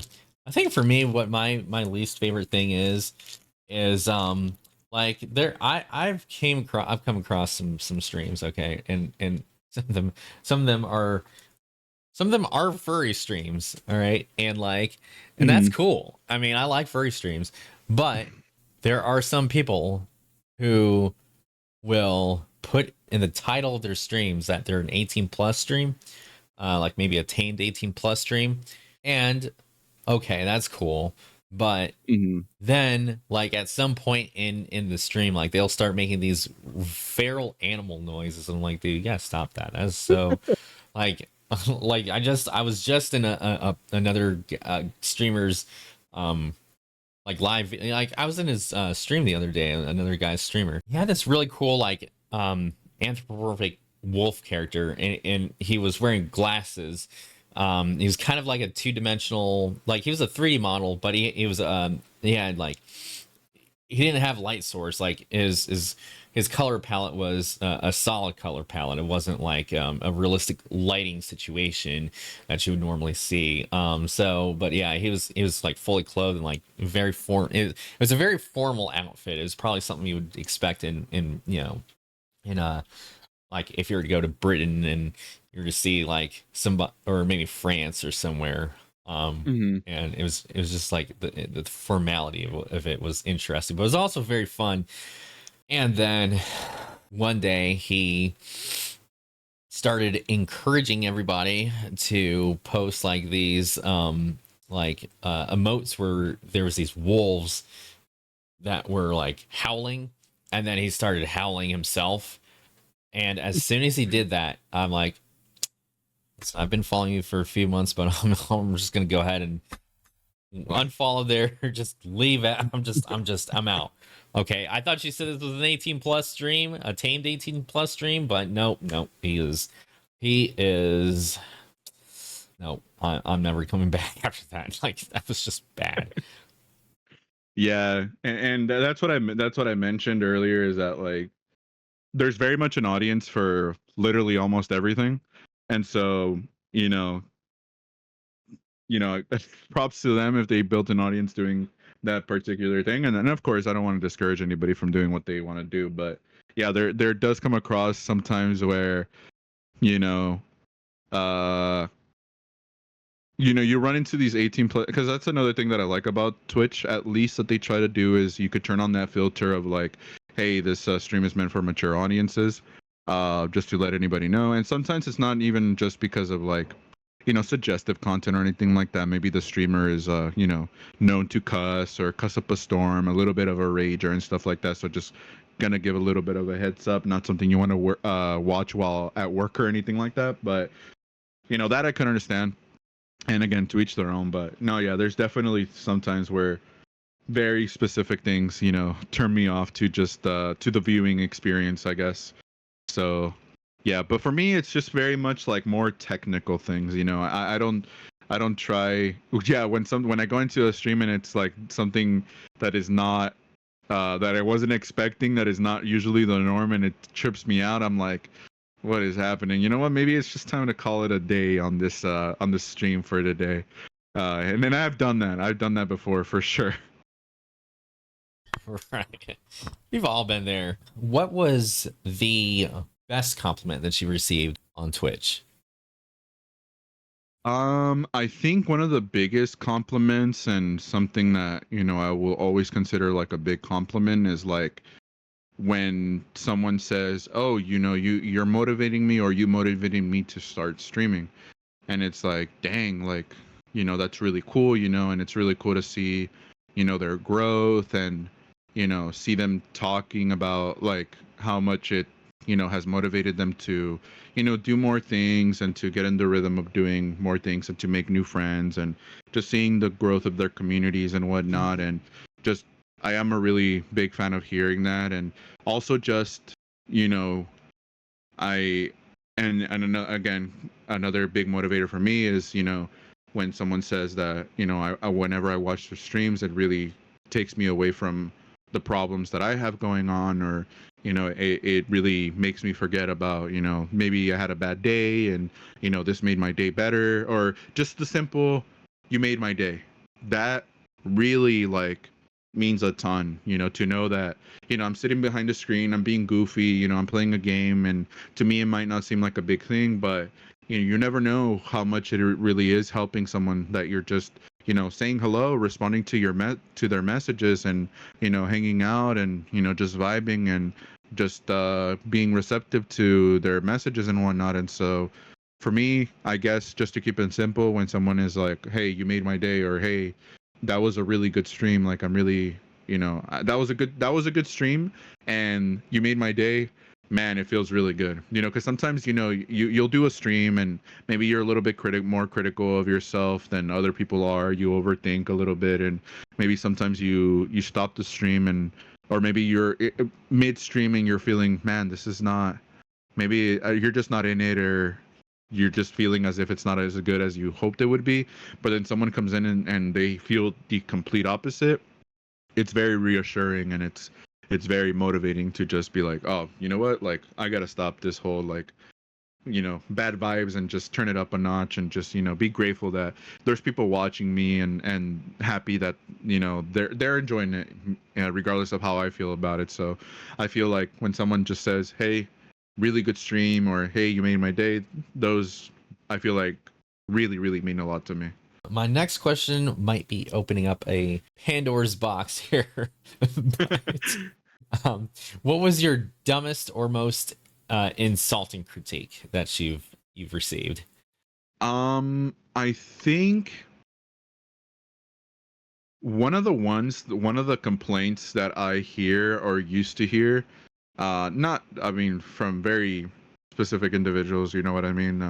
You're never gonna appease to somebody, but one of the ones that I hate is when people, and this is something that I kind of had to like also learn to not really pay attention to that much, is maybe one day, hey, you're feeling like you're really motivated to play Smash Brothers, and you just want to play Smash Brothers, you want to stream it, right? And you do, and there's always going to be that person that is like, why are you playing this game? This game is so boring. Like, I'm not having fun watching it.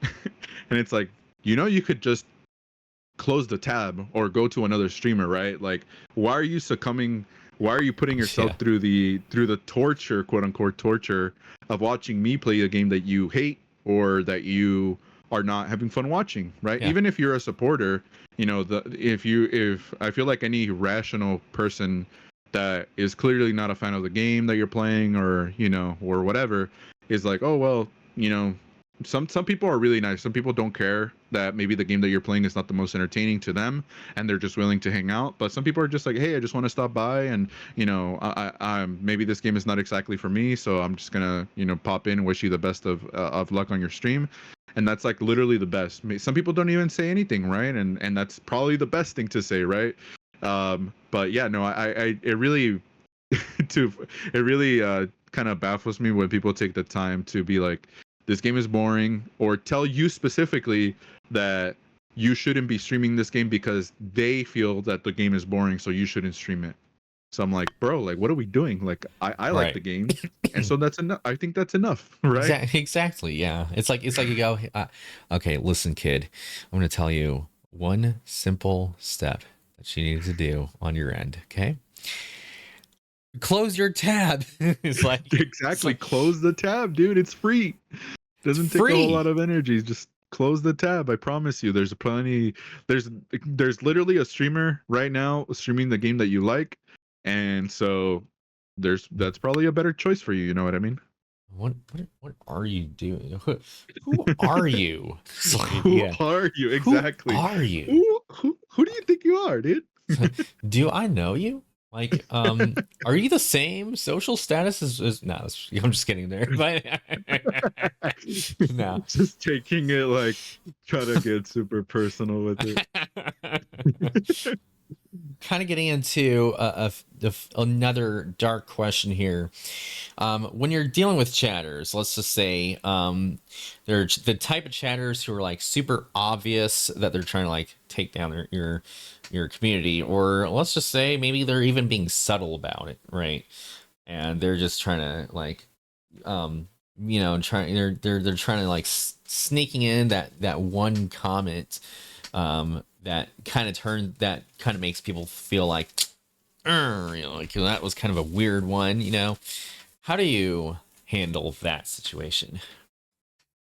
I feel like, so yeah, when those situations do happen, it is kind of unfortunate, just because there is people that are unfortunately looking for a reaction. They want to uh seek that clip, or potentially clip that moment where you're raging or something like that, or saying something that they potentially see as you being fake or anything like that, or they potentially harassing, or just kind of like what you were mentioning, being a little bit passive aggressive with their comments, being a little sly or whatever, throwing short little jabs, trying to play it off as like jokes or whatever. But I feel like after a certain time, depending on the severity, I think over time, at first, I was very lenient with things as I try to, as I was starting to stream, very lenient about it. I was always trying to give people the benefit of the doubt, and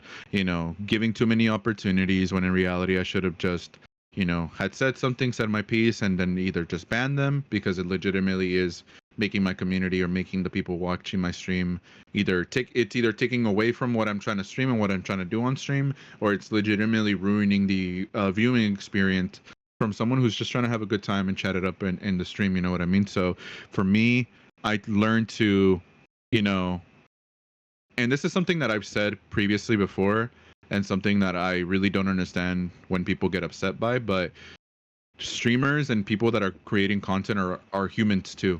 And if their reaction is to clap back at people who are being annoying, legitimately harassing your community, or saying really dumb stuff in the chat, you have every right to clap back, And maybe, again, I feel like some people say, oh, well, you don't want to give the chatters that specific attention because they're looking for the reaction. But, even if they do get that moment where you clap back and you tell them off or whatever, as long as you're not saying anything dumb or that is going to make you look dumb while you're saying it too.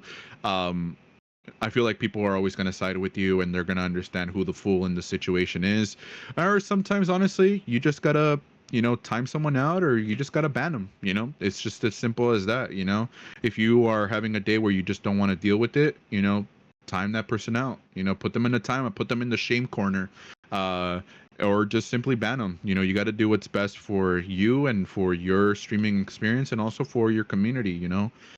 You're streaming, you're potentially already trying to be as engaging as possible, as fun as possible, and if somebody's there ruining the mood for somebody else who is just there to support and have a good time, then simply putting them in a timeout or banning them is probably the best thing for you to do. So yeah, I think nowadays though I resort to that, just either timing someone out, just banning them from my stream outright, or just clapping back and letting them know that I'm not gonna be pushed over or not gonna say anything because I'm trying to be a nice guy. You know what I mean? I'm human too. I have a lot of life experience. I've been through a lot of different situations.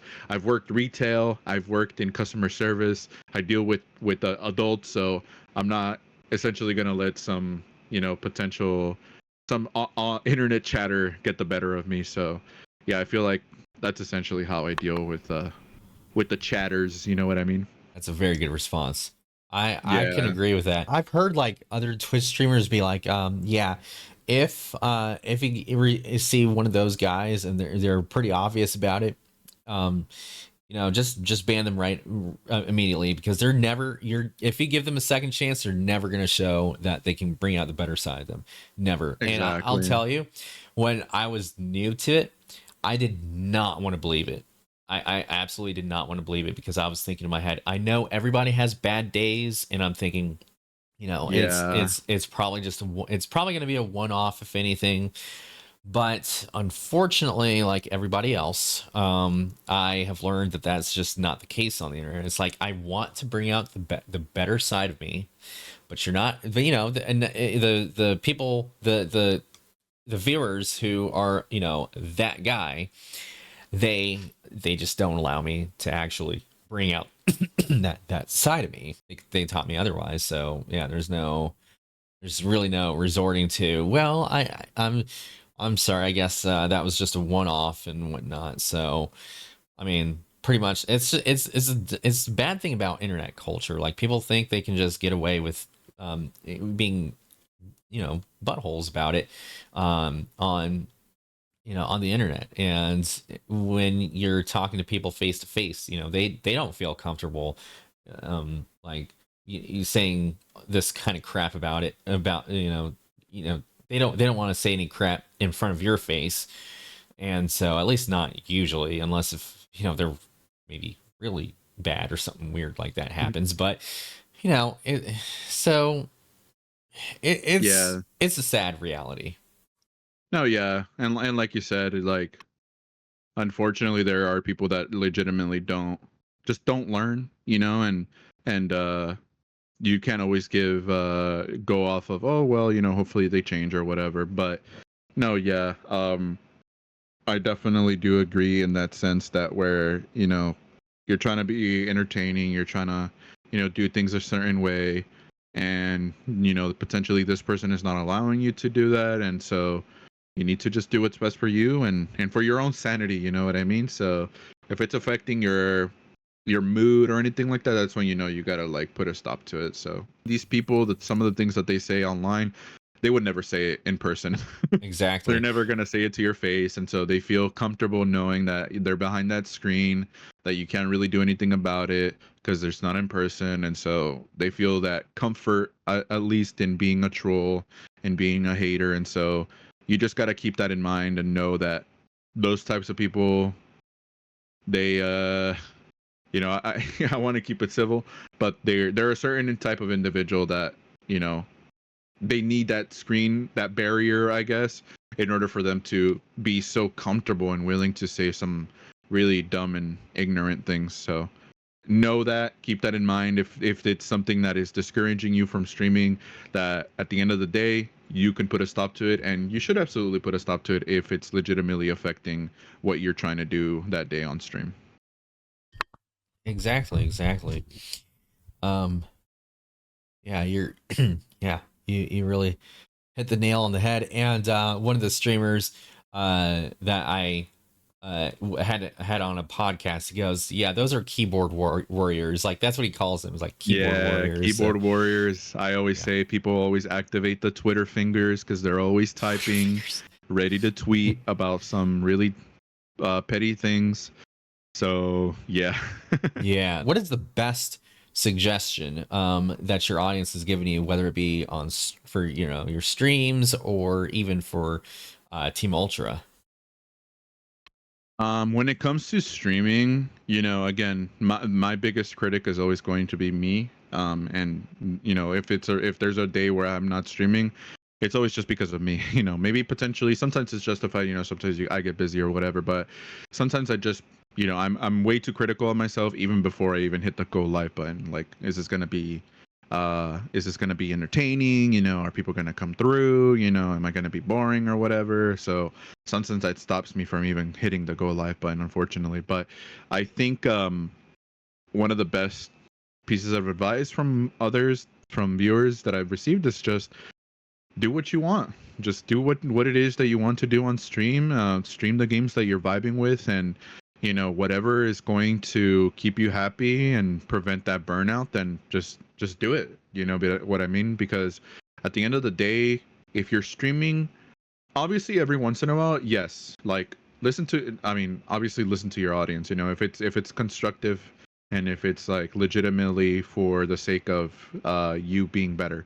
But if your audience is like, hey, like we want to see this game from you, then every once in a while, yeah, like invest in your audience is what I'm trying to say. But for the most part, listen to what you want to do. If you're vibing with the specific game and you want to stream it because you really are enjoying that game, then just do it. Again, because at the end of the day, if you're not vibing with what you're playing, it's not gonna make for a super engaging, super entertaining experience. You're not really gonna be yourself because you're kind of forcing yourself through playing a game that you don't necessarily want to play, or are vibing with, and so you're not going to be the best version of yourself. Like kind of like what Devin said earlier.